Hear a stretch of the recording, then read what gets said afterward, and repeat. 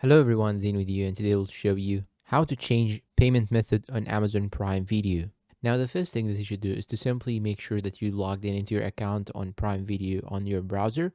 Then you want to go and click on your profile picture on the top right side. Once you click on your profile picture on the top right side, it will show here this menu. Just tap on Account and Settings. Once you go to Account and Settings, here you can see this interface. Here you can have two options, Prime membership and channels payment method.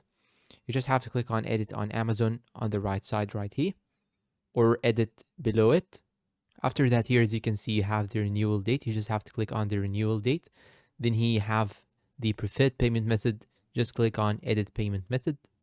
Then you should scroll down till you find here these two options, HDFC Bank or whatever bank that you have already.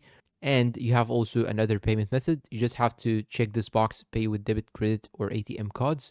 You just have to check it. After checking it, you have to choose the type of the card and enter all your credentials. And that's all for today's video. If you find it helpful, please support us with like, subscribe, comment, share. Thank you for watching and goodbye.